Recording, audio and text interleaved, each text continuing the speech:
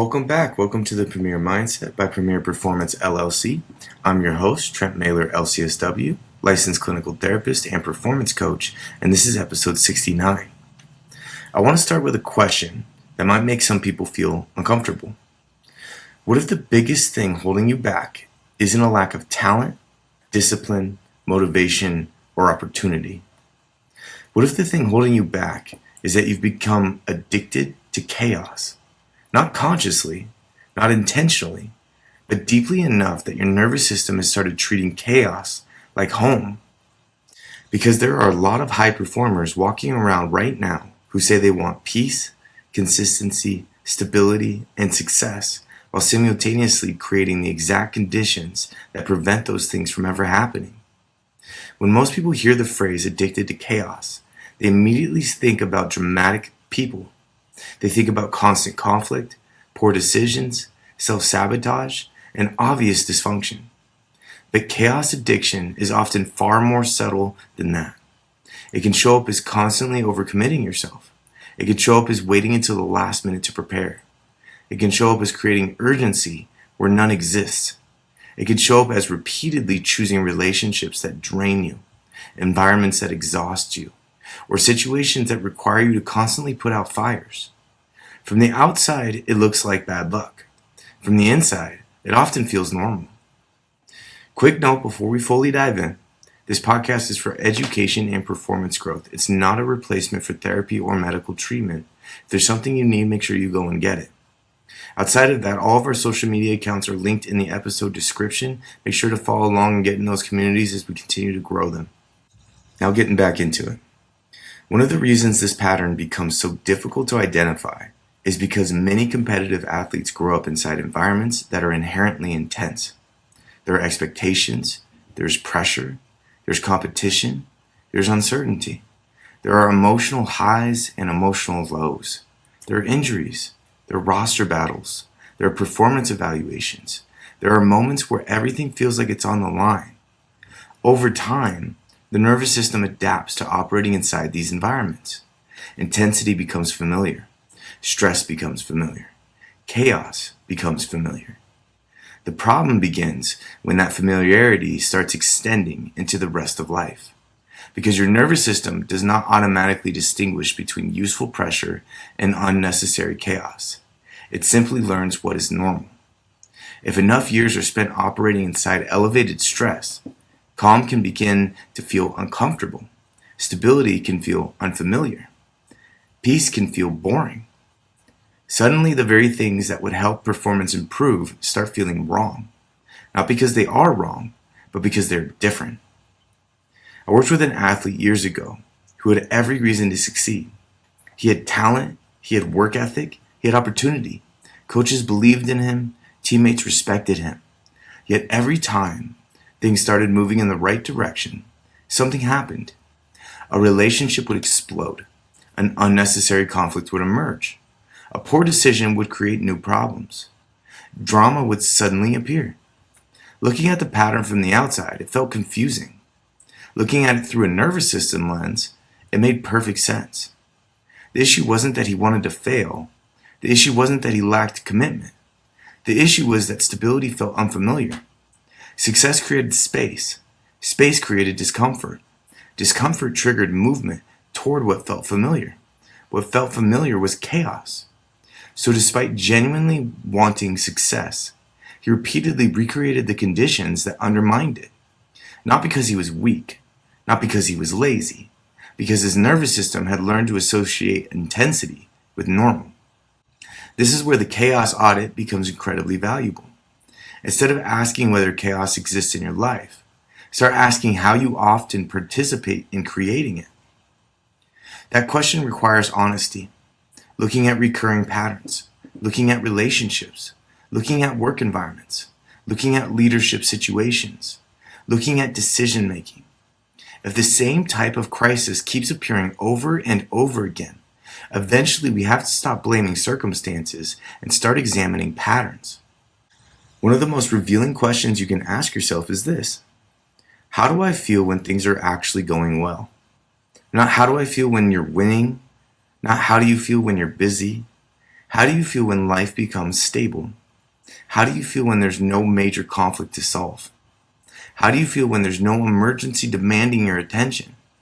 Because for so many people, that is where the discomfort starts showing up. I call this the peace tolerance assessment. Most people assume they want peace.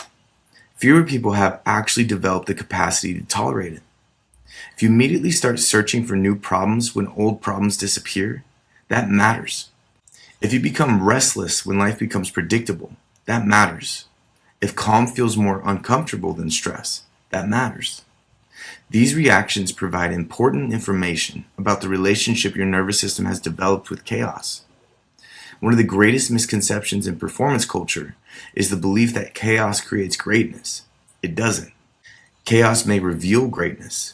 Chaos may test greatness. Chaos may occasionally accelerate growth. But chaos itself is not the goal. Yet many competitors begin unconsciously chasing the feeling that chaos creates.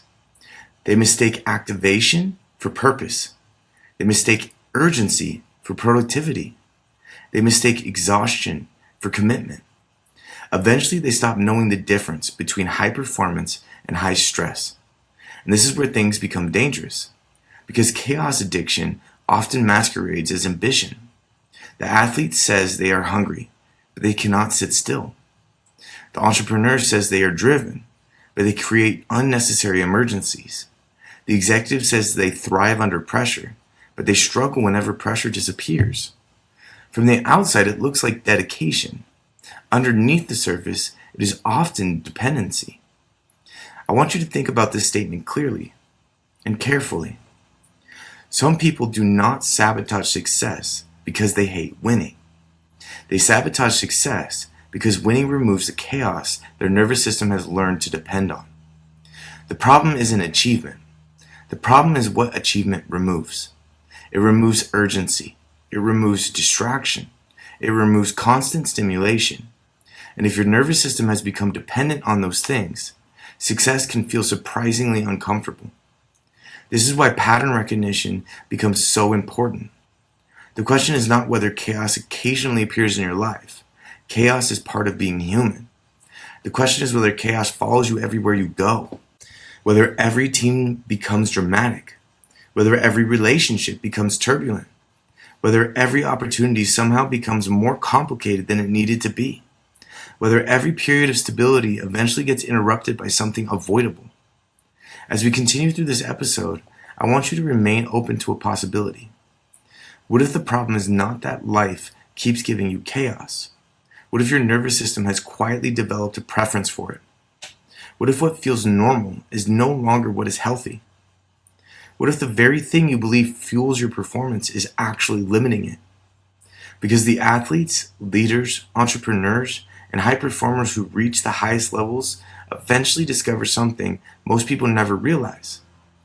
Chaos and performance are not the same thing. Intensity and excellence are not the same thing. Stress and growth are not the same thing. And the moment you begin separating those things, an entirely different conversation about performance begins. The dangerous thing about chaos addiction is that it rarely stays contained to one area of your life. What begins as a personal pattern eventually becomes a relational pattern. It becomes a leadership pattern. It becomes a cultural pattern. It becomes something that follows you into locker rooms, businesses, marriages, friendships, and organizations. This is where the conversation gets uncomfortable because we are no longer talking about what chaos does to you. We're talking about what your relationship with chaos does to everyone around you. Many high performers tell themselves they simply operate well under pressure. Sometimes that is true. Sometimes they genuinely possess an unusual ability to stay composed when circumstances become difficult. But there is a significant difference between functioning effectively during chaos and unconsciously creating chaos. One is a performance skill. The other is a nervous system pattern. The challenge is that from the inside, those two experiences can feel almost identical. One of the reasons chaos addiction becomes so difficult to recognize is because it often disguises itself as standards. It disguises itself as competitiveness. It disguises itself as ambition. The person believes they're pushing for excellence, when in reality they're creating instability. They believe they are solving problems when they're actually manufacturing them. They believe they are protecting performance while slowly undermining it. This is where the chaos audit we introduced earlier becomes even more important. Not because you're looking for moments where life naturally became difficult. Every high performer experiences adversity. Every competitor experiences setbacks. Every leader experiences pressure. The question is whether the stress surrounding you is primarily being created by reality, or whether some of it is being created by your own relationship with uncertainty. That distinction matters more than most people realize. I've worked with athletes who constantly found themselves surrounded by drama, regardless of the team they played for. They changed coaches, the drama followed. They changed teammates, the drama followed. They changed relationships, the drama followed. They changed environments, the drama followed. At some point, the conversation stopped being about bad luck and started becoming about patterns. The same thing happens in leadership. The same thing happens in business. Eventually, you have to ask a difficult question. If every environment keeps producing the same outcome, what role might you be playing in creating it? That question is uncomfortable because it shifts responsibility back where it belongs. It forces you to examine the possibility that the chaos is not simply happening to you. It may be happening through you. Imagine a leadership team sitting in a conference room after a quarter that came in slightly below projections. Not catastrophic, not a crisis, not an emergency. There are challenges that need to be addressed, but the business is fundamentally stable. The room enters prepared to solve problems and create a plan. Then the leader walks in. You can feel the tension immediately. Their voice is sharper than normal. Their breathing is faster. Their language becomes absolute. Small concerns suddenly become major threats. Minor setbacks become evidence of larger failures. Questions become accusations. Discussion becomes defensiveness. Within minutes, the entire emotional climate of the room changes. Nobody is thinking clearly anymore. People stop offering ideas. People become cautious. People begin managing reactions instead of solving problems. What happened? The numbers did not create that atmosphere. The market did not create that atmosphere. Reality did not create that atmosphere.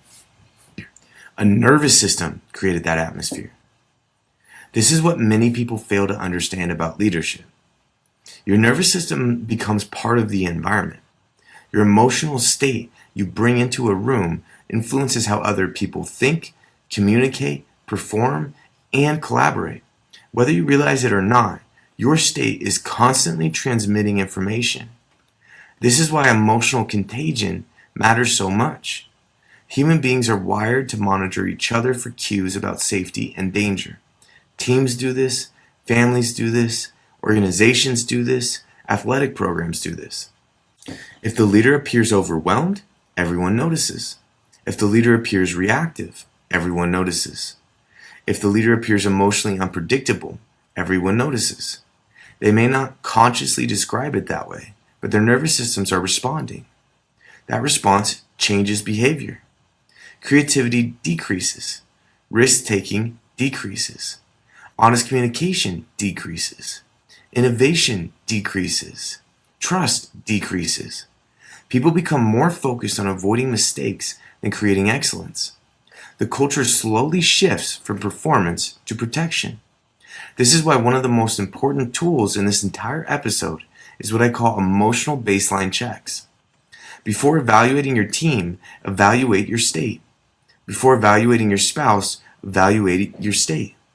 Before you evaluate your employees, evaluate your state. And on. Because sometimes what looks like a problem in the environment is actually a reflection of what is happening internally. The reason this matters is because chaos addiction often creates a distorted perception of normal. If your nervous system has spent years operating at high levels of activation, stability can start feeling suspicious. Calm can feel wrong. Predictability can feel boring. A healthy environment can actually feel uncomfortable. Instead of appreciating stability, You begin scanning for problems because the absence of problems feels unfamiliar. This is where relationships often start suffering. I've seen people enter healthy relationships and become increasingly uncomfortable as things become stable. There are fewer arguments, less drama, more consistency, more trust, more predictability. Yet instead of enjoying it, they begin feeling restless. They start questioning things they do not need to be questioned. They start creating tension where tension does not exist. Not because the relationship is unhealthy, but because the nervous system is struggling to adjust to peace. The same thing happens in organizations. A leader becomes so accustomed to operating in crisis mode that when things are finally functioning well, they unintentionally create new emergencies. Every issue becomes urgent. Every problem becomes critical. Every challenge becomes catastrophic. The team never gets a chance to settle into sustainable performance because the leader's nervous system does not know how to function without stimulation. This is where conflict reality testing becomes incredibly valuable. Before reacting, ask yourself a simple question. Is this situation actually a crisis, or does it merely feel uncomfortable? Those are not the same thing.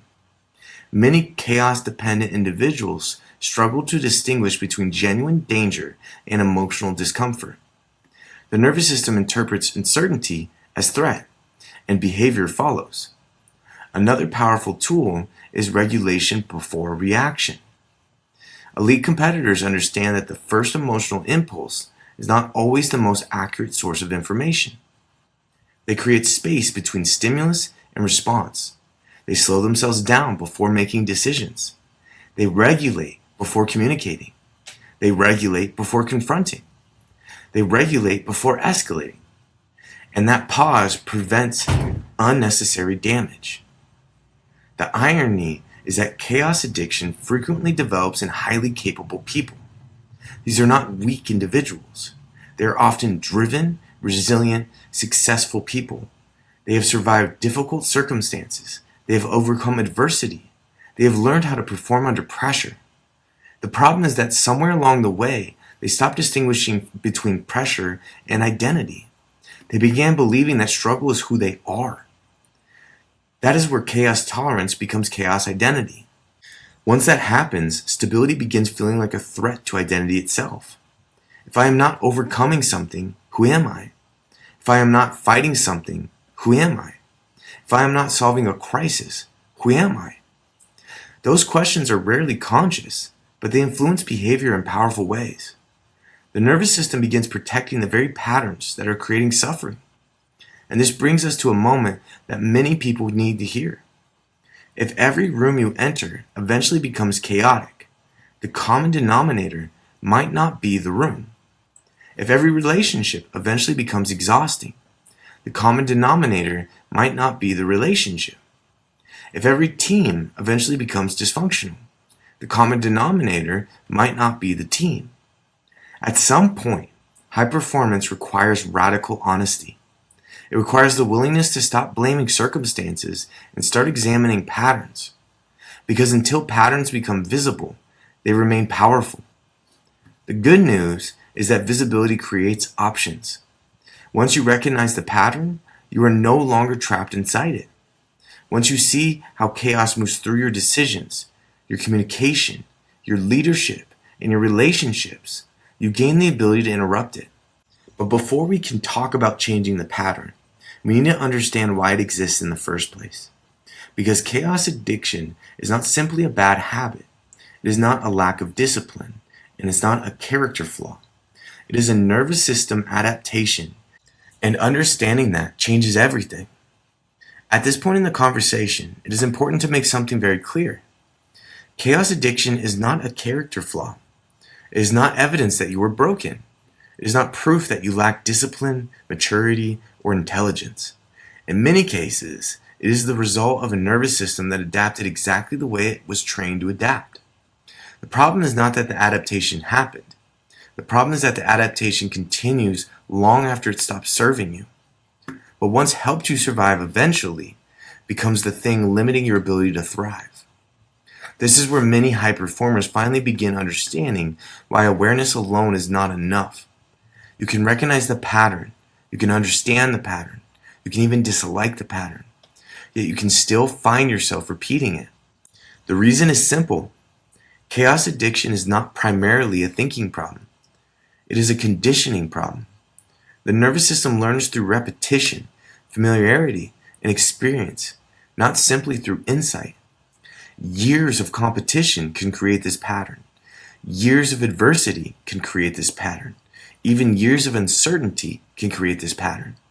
When your system spends enough time operating in high-pressure environments, activation starts feeling normal. Elevated stress feels productive. Constant urgency feels efficient. Hypervigilance feels responsible. The body becomes so accustomed to elevated activation that calm begins feeling unfamiliar. That unfamiliarity creates one of the greatest challenges high performers face. Most people assume they are afraid of failure. In reality, many are far more afraid of stability.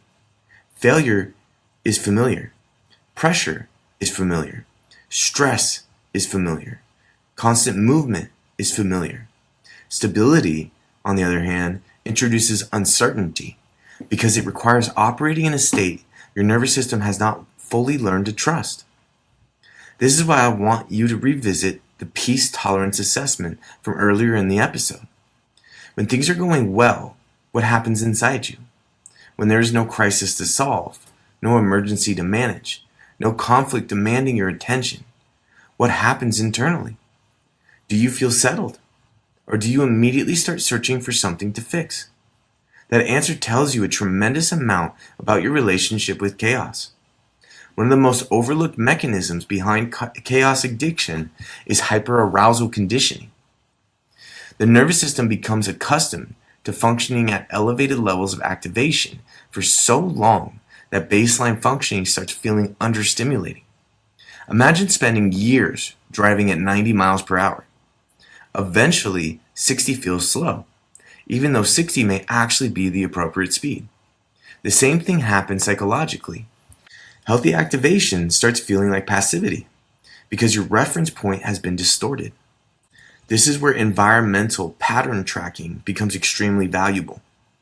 Instead of only examining isolated incidents, begin examining recurring themes. What types of situations repeatedly create turmoil in your life? What environments consistently drain your energy?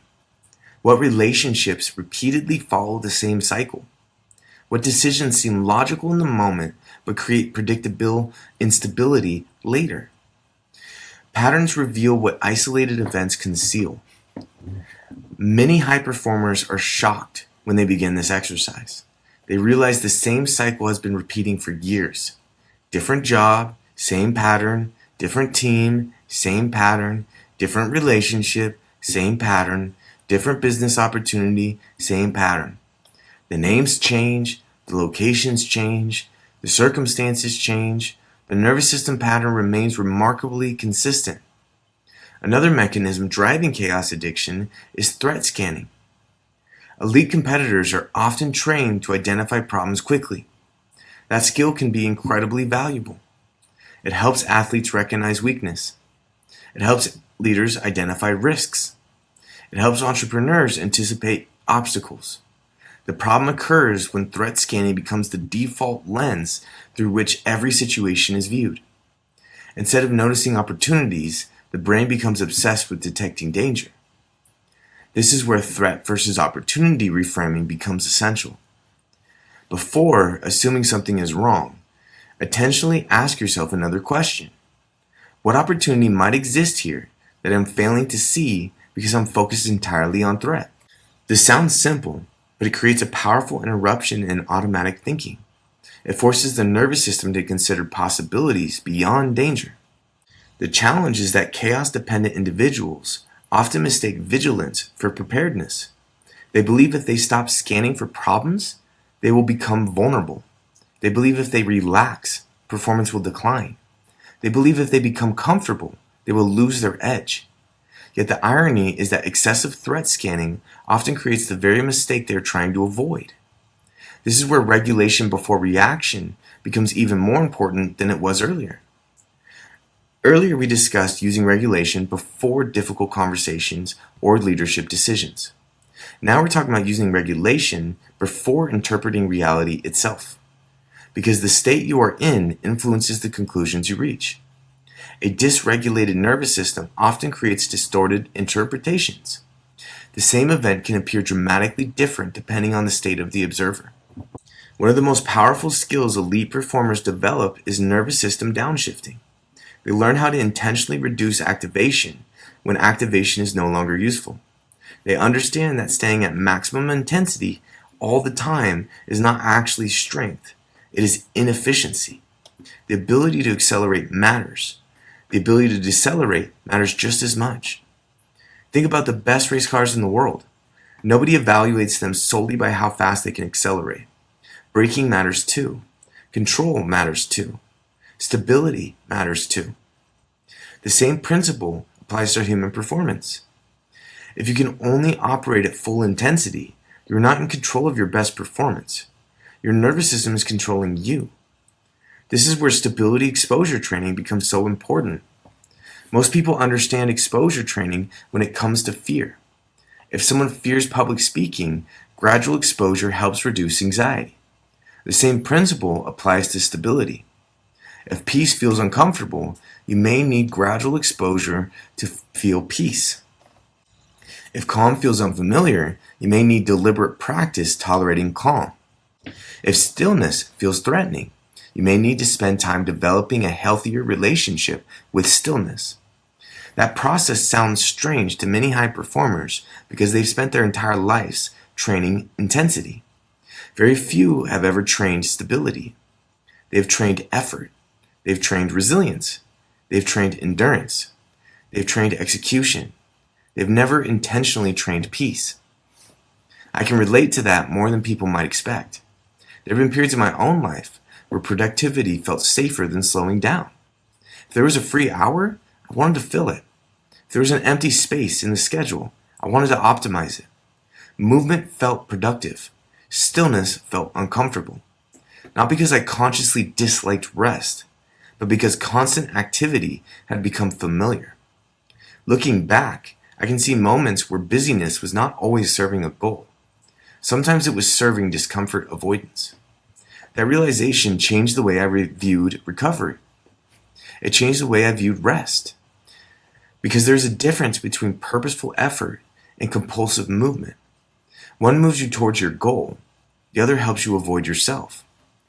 This is where intentional recovery practice enters the conversation. Recovery cannot simply be something that happens when you accidentally have spare time. Recovery must become something as an intentional skill. The purpose is not relaxation for the sake of relaxation. The purpose is teaching your nervous system that it is safe to exist without constant stimulation. It is teaching your body that calm is not dangerous. It is teaching your mind that peace does not require correction. The people who successfully break chaos addiction eventually learn something profound. Boredom is often part of the process. The absence of drama can initially feel underwhelming. Stability can feel uneventful. Consistency can feel ordinary. That does not mean something is wrong. It often means your nervous system is recalibrating. This is why boredom tolerance development is such an important concept.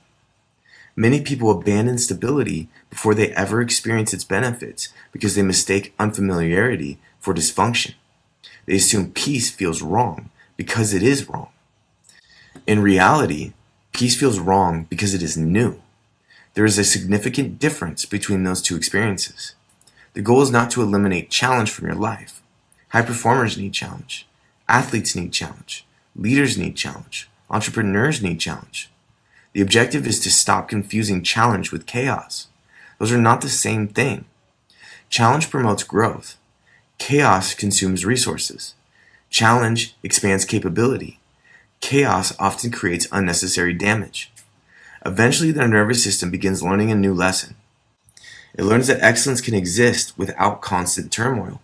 It learns that growth can occur without crisis. It learns that achievement does not require emotional exhaustion. It learns that high performance and stability can coexist. That is the turning point. Because once that shift begins happening, you stop needing chaos to feel alive. You stop needing urgency to feel important. You stop needing conflict to feel engaged. You stop needing instability to feel productive. You begin creating a completely different relationship with performance itself. And that is where this conversation becomes much bigger than sports, business, leadership, or even achievement. Because now we're talking about the kind of life you build, and that is exactly where we need to go next. The final piece of this conversation is not really about performance, at least not in the way most people think about performance. It's about sustainability. It's about longevity. It is about whether the life you're building can actually survive your own ambitions. Because eventually, every competitor reaches a point where talent is no longer the determining factor. Intelligence is no longer the determining factor. Even work ethic begins to lose its predictive power. What starts separating people is whether they have learned how to create excellence without constantly creating emergencies. That distinction becomes more important the older you get. In your 20s, chaos can sometimes masquerade as drive. Constant movement looks productive. Constant urgency looks ambitious. Constant pressure looks committed. But over time, something becomes painfully obvious. The people who sustain excellence for decades are rarely the people living in perpetual crisis. They're the people who learned how to build stability without losing their edge. They learned how to create intensity without creating destruction. They learned how to pursue growth without constantly setting fire to the very things they care about. One of the most revealing questions you can ask yourself is whether your life keeps producing the same problems with different faces. Different relationships, but the same conflict. Different jobs, but the same frustration. Different teams, but the same tension. Different opportunities, but the same self-sabotage. Different environments, but the same emotional exhaustion. This is where the chaos audit we introduced earlier becomes incredibly important again. Because sometimes the problem is not bad luck. Sometimes the problem is not circumstance. Sometimes the problem is that the nervous system keeps recreating what feels familiar. The dangerous thing about chaos addiction is that it can become invisible when it has been present long enough. You stop seeing it as chaos and you start seeing it as normal. You stop questioning the constant stress. You stop questioning the recurring drama. You stop questioning why every season of life eventually feels harder than it needs to be. Eventually you begin assuming this is simply how high performance works, but it isn't. High performance and chaos are not the same thing. Excellence and instability are not the same thing. Ambition and dysfunction are not the same thing. This is where leadership maturity begins to emerge. Mature competitors stop measuring themselves exclusively by what they can endure. They start measuring themselves by what they can sustain. Anybody can sprint. Anybody can survive a crisis. Anybody can push through a difficult season. The harder challenge is creating a system that allows excellence to continue year after year. The harder challenge is building something valuable without constantly damaging yourself and everyone around you in the process. I've seen athletes lose careers because they confused chaos with competitiveness. I've seen leaders lose teams because they confused pressure with leadership. I've seen entrepreneurs build successful businesses while simultaneously destroying their health, relationships, and peace of mind. On the outside, it looked impressive. On the inside, it was unsustainable. The scoreboard looked successful. The system producing the results was collapsing. This is why emotional baseline checks become even more important over time. Not because you were trying to eliminate intensity, not because you're trying to become passive, not because you're trying to avoid challenge. The goal is understanding what your normal actually is. If your baseline requires constant urgency, your nervous system may not be performing at a high level.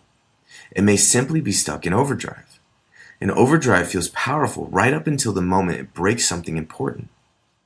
The competitors who achieve long-term greatness eventually develop something I call regulated ambition. They remain incredibly driven. They remain highly competitive. They remain focused on growth. But their drive is no longer fueled by chaos. Their motivation is no longer dependent on anxiety. Their performance is no longer dependent on emotional volatility. They learn how to move aggressively toward goals while remaining psychologically stable. That combination becomes a massive competitive advantage because most people never develop it. Think about the strongest leaders you have ever encountered. Not the loudest, not the most dramatic, not the most intense. The strongest. Often they possess a quality that is surprisingly easy to overlook. Their presence creates stability. When pressure rises, they become more deliberate. When uncertainty appears, they become more grounded. When adversity arrives, they create clarity instead of confusion. They're not adding chaos to the environment, they're reducing it. This is what regulation before reaction ultimately becomes. It's no longer just a tool, it becomes part of your identity. Instead of allowing emotions to dictate behavior, you create space. Instead of immediately reacting, you evaluate. Instead of becoming consumed by the moment, you remain connected to the larger mission. Over time, this creates trust. People know they can depend on you. Teams know they can follow you. Family members know they can rely on you. Stability becomes part of your leadership. There's a reason this matters so much. Eventually, the consequences of chaos becomes larger than performance. They become legacy. Because chaos never stays contained. It spills into relationships. It spills into teams. It spills into organizations. It spills into families. The nervous system we refuse to address eventually impacts people who never choose to carry its burden. That is why this conversation is bigger than productivity. It is bigger than achievement. It is bigger than success. And here's the part that I think many high performers need to hear. Some people spend decades rebuilding the same life. Not because they lack talent, not because they lack opportunity, not because they lack intelligence. They spend decades rebuilding because they never changed their relationship with chaos. They build a great relationship and burn it down. They build a successful business and burn it down. They build trust and burn it down. They create momentum and burn it down. Then they convince themselves the next opportunity will be different. The next team will be different. The next season will be different. The next relationship will be different. But nothing changes because the underlying pattern never changes. The chaos simply finds a new address. And eventually you wake up and realize you have spent years fighting the same battle in different forms. That realization can be painful. It can also be liberating. Because once you recognize the pattern, you no longer have to stay trapped inside of it. This is where long horizon stability planning becomes valuable. Start evaluating decisions based on whether they support the life you want 5 years from now, not just the emotion you feel today. Start asking whether your current habits create sustainability or simply stimulation. Start asking whether your environment supports growth or feeds chaos. Start asking whether your ambition is helping build your future or constantly disrupting it. The peace tolerance assessment becomes relevant again here as well. Can you sit inside stability without immediately looking for something to fix? Can you tolerate progress that is steady rather than dramatic? Can you experience success without becoming suspicious of it? Can you allow life to be good without unconsciously searching for reasons it might fall apart? Those questions reveal more about nervous system health than most people realize. This is also where accountability becomes critical. Most people cannot see all of their own blind spots. That is not weakness. That is reality. We all have patterns that feel normal because we have lived with them for so long. Accountability structures help expose what familiarity hides. They help identify recurring cycles. They help interrupt self-sabotage before it becomes self-destruction. They help ensure growth becomes intentional rather than accidental. When you combine accountability, recovery systems, emotional regulation, and long-term thinking, something powerful begins to happen. You stop chasing chaos for stimulation. You start building excellence through consistency. You stop needing drama to feel engaged, and you start finding satisfaction in progress. You stop confusing intensity with effectiveness. You start creating results that can actually last. That shift is what I would call the sustainable excellence framework. Sustainable excellence is not about becoming less ambitious. It is about becoming more intentional. It is not about lowering standards. It is about building a system that allows those standards to endure. It is not about avoiding pressure. It is about refusing to make pressure your identity. The strongest competitors eventually realize that greatness is not measured by how much chaos they can survive. It is measured by how much value they can create while remaining whole. If this episode has challenged you, good. It was supposed to. Because there's a difference between being a competitor and being addicted to chaos. There's a difference between being driven and being dysregulated. There's a difference between pursuing excellence and constantly recreating instability. The ability to recognize the difference may completely change the trajectory of your life. And if you're listening to this and realizing that some of these patterns sound familiar, understand something important. Awareness is the beginning, not the finish line. Education alone rarely changes behavior. Insight alone rarely changes performance. Sustainable change requires intentional practice, objective feedback, accountability, and a willingness to challenge patterns that may have been present for years. That is exactly why I do the work I do through Premier Performance.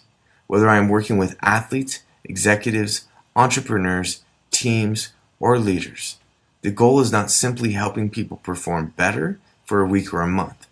The goal is helping them build systems that support excellence for years. The goal is helping them optimize the nervous system underneath the performance so success becomes sustainable rather than temporary. As we close this episode, I want to leave you with one final question. When your life becomes stable, what happens next? Do you continue building, or do you start searching for chaos? Because your answer to that question may reveal more about your future than your goals ever will. The strongest competitors are not the ones who thrive in chaos. They're the ones who can create excellence without needing chaos at all. Resilient minds, premier results. That's what we build here with the Premier Mindset. And as always, recognition is the first step. If you don't see something, you can't do anything about it. We're trying to spread awareness and help you guys to see these things so you can take advantage of them and get yourself to a better spot. And with that, this episode is meant to provide tools for performance, not to replace individualized therapy. If you're struggling with anxiety, burnout, or persistent stress, professional guidance is critical. At Premier Performance LLC, we work with high achievers to implement these strategies with precision, accountability, and results. I make it a point to give you actionable tools to find success in your life. So I want to know how it's working and I want to stay connected. Let me know how it's all going. Let me know about the successes, the disappointments, the failures, the struggles. I want to stay connected to all of you guys and hear what's going on. If there's something in this episode directly that specifically impacted you, make sure to let me know. I want to hear about it. If there's something that you felt was missing, let us know. We want to know. We want to get these things as important and impactful as possible. But to do that, we need the feedback from you guys to understand what's working and what's not, and what could be improved. So if there is something out there that you think could be helpful, make sure to send in a message, leave a review, whatever works best to just get us these things. And if you think it's all good as is, just leave us a review and share it with someone that you think is going to benefit from hearing it.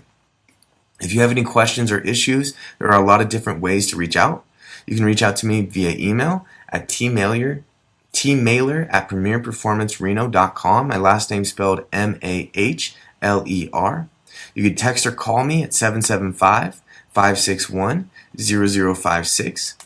You can also reach out and connect with the communities on Instagram and TikTok, which both have the same name, which is Premier_Performance_Reno for both of those.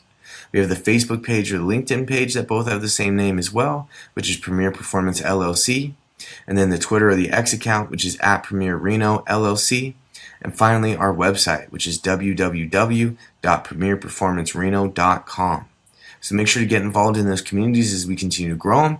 We have new content coming out every day and new podcast episodes coming out every week. Next week, we're going to talk about why great coaches fail great athletes. It's going to be a good one. We're going to get into some really interesting ideas that people don't honestly think about that much. So that's going to be exciting. I'm really looking forward to that next topic. I hope you guys have a great week. Go be the best you can be. Put yourself out there and challenge yourself in some way that you haven't before. To get something you haven't had, you have to do something you haven't done. So go be the best you can. Go have some fun and enjoy yourself. And I'll see you all next week.